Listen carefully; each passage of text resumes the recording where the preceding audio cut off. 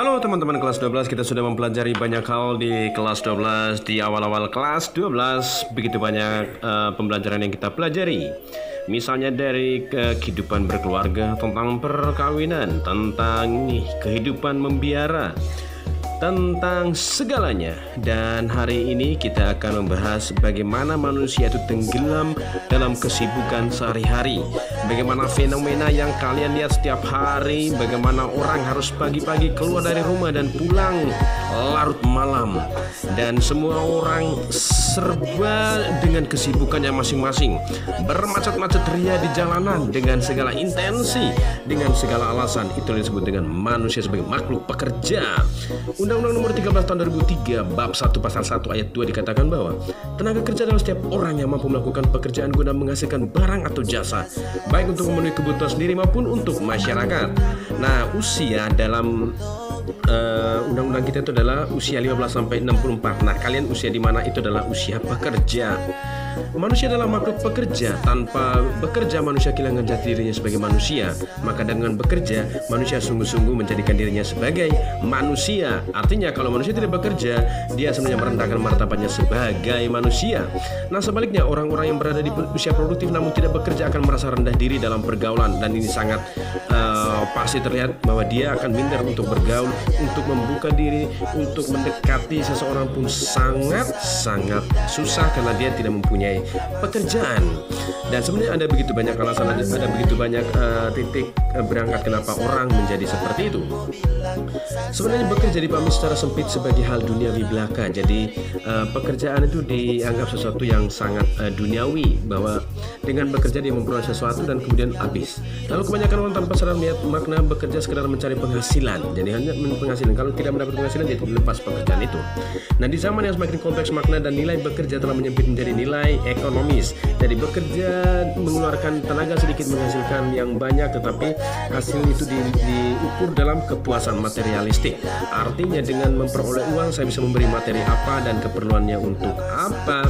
Nah, manusia tidak bekerja lagi untuk memenuhi kebutuhan hidup masing-masing, tidak lagi mempertimbangkan kesejahteraan bersama. Jadi bukan lagi bonum komunitas, tetapi dia bekerja hanya untuk kebutuhan sendiri, bahwa dengan bekerja itu dia memenuhi kebutuhannya sehari-hari.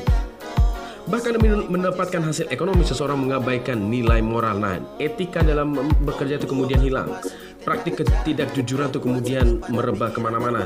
Nah, contoh kasus korupsi yang menggurita, kemudian penjajahan akses komersial yang ada di mana-mana. Ini menjadi fenomena bahwa bagaimana nilai kerja itu bergeser, ya.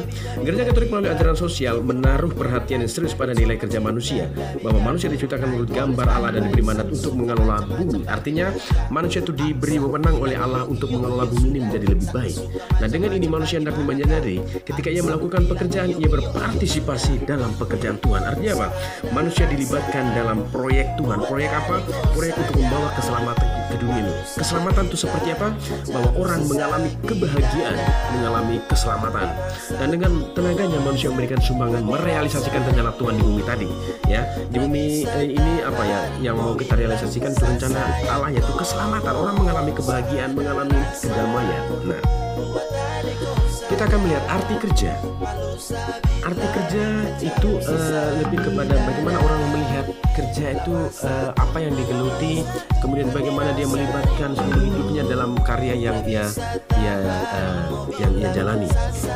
Kita akan lihat kerja diarahkan untuk kemajuan manusia, baik kemajuan rohani maupun jasmani, dan mempertahankannya. Nah, kita lihat bahwa orang memang bekerja tujuannya untuk itu, supaya dia selalu maju dari segi fisik, dari segi rohani. Lalu yang kedua itu dimensi teleologis. Teleologis itu ada tujuan tertentu.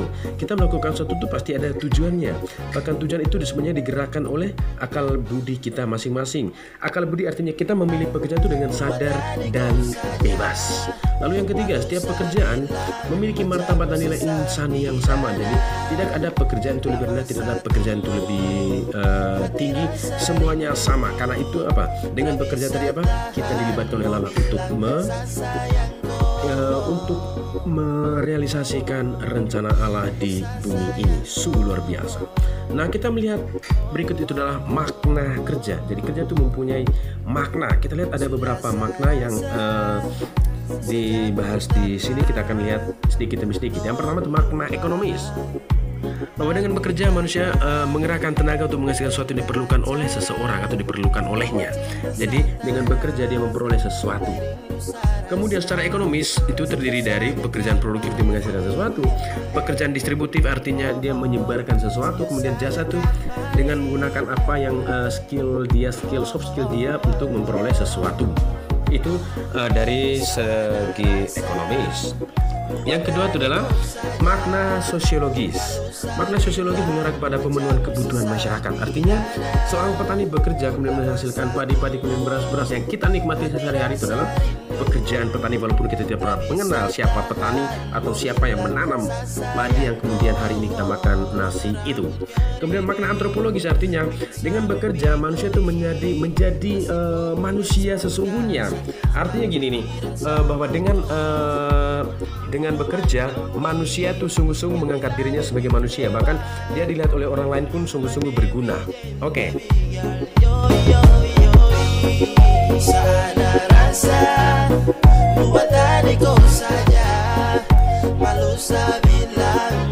Oke, kita akan melihat tujuan kerja. Jadi kerja itu mempunyai tujuan dan orang menjalankan pekerjaan itu karena memang dia mempunyai tujuan ya. Jadi kita lihat tadi ada tujuan yang pertama itu adalah untuk mencari nafkah. Jadi tujuan pekerjaan itu pertama-tama adalah untuk mencari nafkah. Orang mencari nafkah dengan bekerja. Kalau dia tidak bekerja tidak bisa menafkahi siapapun, menangkap diri sendiri juga tidak bisa. Yang kedua, untuk memenuhi kebutuhan hidup. Dengan bekerja dia mendapatkan uang untuk membeli kebutuhan hidup dia. Misalnya pakaian atau sandang, kemudian papan atau rumah atau kebutuhan-kebutuhan primer lainnya. Kalau sudah selesai dia bisa membutuhkan atau untuk kebutuhan-kebutuhan tersier dan kuarter selanjutnya. Yang ketiga itu memajukan teknik dan kebudayaan. Dengan bekerja kemudian teknologi itu bisa berkembang, bahwa misalnya ada alat-alat mekanik yang meniru tubuh manusia, ada robotik atau ada alat-alat berat lainnya. Yang keempat itu adalah untuk menyempurnakan diri sendiri. Dengan bekerja kemudian manusia merasa ada kesempurnaan diri. Karena apa? Karena dia dilibatkan oleh Allah untuk apa? Untuk membawa keselamatan di bumi ini. Oke teman-teman, Anda semua akan menjadi pekerja yang bermartabat. Harus. Anda semua akan menjadi roh di mana Anda bekerja. Nyawa dari sebuah pekerjaan itu adalah Anda. Kemudian berusaha, silakan, Anda pasti sukses. Benar, saya yakin Anda sukses. Doa dan usaha akan membuat mimpimu jadi nyata. Itu betul. Nah, visi orang beriman dalam bekerja itu adalah Tuhan pasti tidak akan pernah mengecewakan anak-anaknya. Selamat menjadi pekerja yang unggul. Tak bisa tahan mau bilang